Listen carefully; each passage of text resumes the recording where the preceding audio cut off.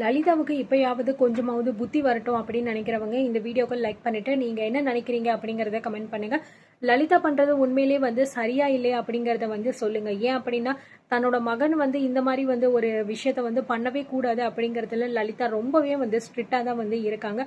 அதனாலதான் பாத்தீங்கன்னா ஆனந்திய ரொம்பவே அவங்க பாத்தீங்கன்னா இது பண்ணிக்கிட்டு இருக்காங்க. ஆல்ரெடி ஆனந்தி லலிதா கிட்ட ஒரு மாசம் தான் நான் இந்த வீட்டுல இருப்பேன், அதுக்கப்புறம் நான் இருக்க மாட்டேன் அப்படிங்கிற மாதிரி சத்தியம் பண்ணி கொடுத்திருப்பாங்க. ஆனா இந்த விஷயம் பாத்தீங்கன்னா அன்புவுக்கு தெரியாது.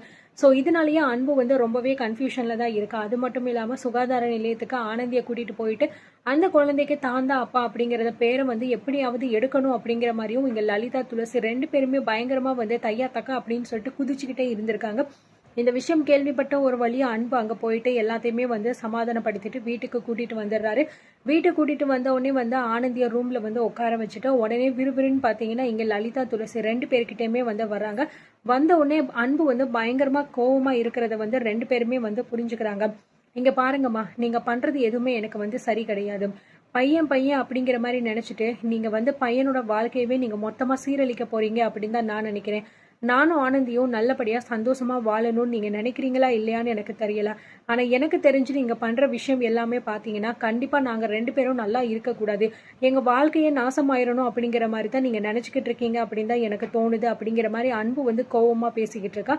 லலிதா சொல்றாங்க, என்ன அன்பு என்ன பேசிக்கிட்டு இருக்க, என்ன பார்த்து எப்படி நீ இப்படி ஒரு வார்த்தை பேசலாம் அப்படின்னு சொல்லும் போது, நான் ஒன்னும் இல்லாதது சொல்லலமா, அப்போ எதுக்காக நான் தான் ஆனந்தியோட குழந்தைக்கு அப்பா அப்படின்னு சொல்லிட்டு முடிவெடுத்துட்டேன். அது என்னோட பர்சனல்.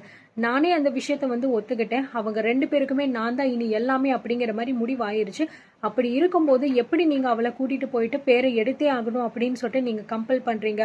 இந்த மாதிரி நீங்க பண்றதுக்கு உங்களால கண்டிப்பா முடியாது. உங்க கூட இருக்காளே இவ துளசி, இவளாலதான் நீங்க இதெல்லாம் பண்ணிக்கிட்டு இருக்கீங்க. நீங்க தனியா இருந்தா கூட இந்த அளவுக்கு யோசிப்பீங்களா, இந்த அளவுக்கு நீங்க நடந்துப்பீங்களான்னு கூட எனக்கு தெரியாது.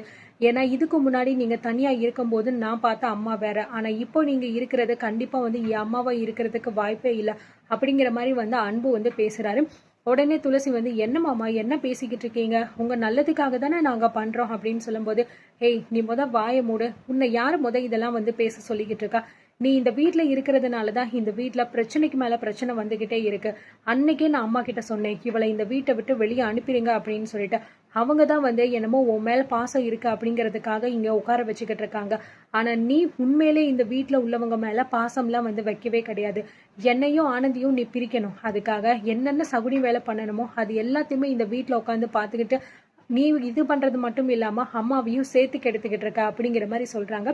லலிதா ரொம்பவே கோவப்பட்டு, வாய மூட அன்பு, என்ன பேசிக்கிட்டு இருக்க நீனு, எவ்வளோ ஒருத்தனோட குழந்தைக்கு போயிட்டு நீ அப்பாவா இருக்கணும்னு உனக்கு என்ன தலையெழுத்தா, எதுக்காக நீ இப்படி எல்லாம் பேசிக்கிட்டு இருக்கேன்னு தான் எனக்கு தெரியல.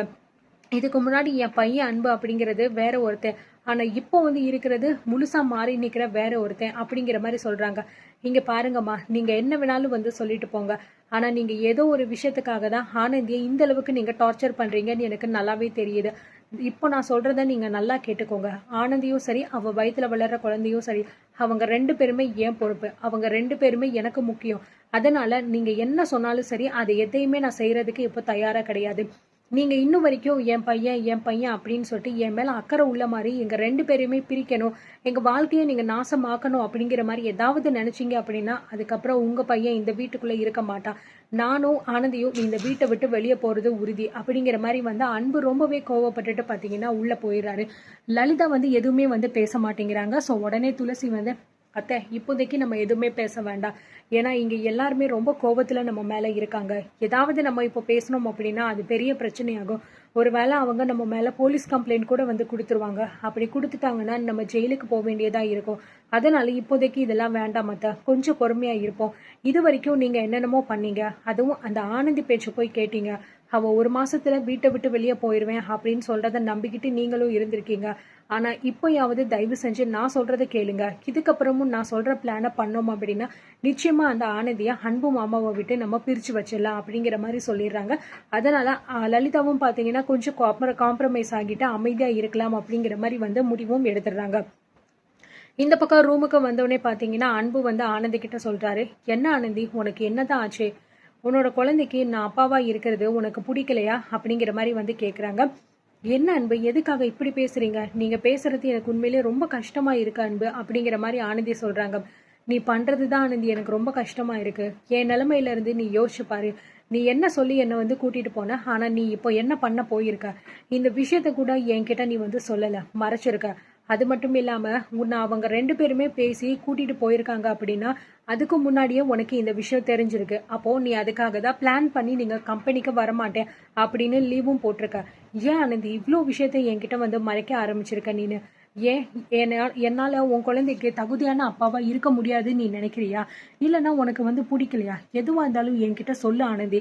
என்னால உனக்காக எவ்வளோ தூரம் மாத்திக்க முடியுமோ அவ்வளோ தூரம் நான் மாத்திக்கிறதுக்கு ரெடியா இருக்கேன் அப்படிங்கிற மாதிரி அன்பு ரொம்பவே பாத்தீங்கன்னா ஃபீலிங்கோட சென்டிமெண்டோடையும் வந்து பேசிக்கிட்டு இருக்காரு. ஆனந்தி இதை கேட்க கேட்க பாத்தீங்கன்னா ரொம்பவே வந்து வருத்தப்படுறாங்க. ஐயோ அன்பு, அதெல்லாம் எதுவுமே வந்து கிடையாது அன்பு. அத்தை வந்து பாத்தீங்கன்னா ஒரு சில விஷயங்கள் சொன்னதுனால மட்டும்தான் என்னால எதையுமே மறுக்க முடியல அப்படிங்கிற மாதிரி சொல்றாங்க.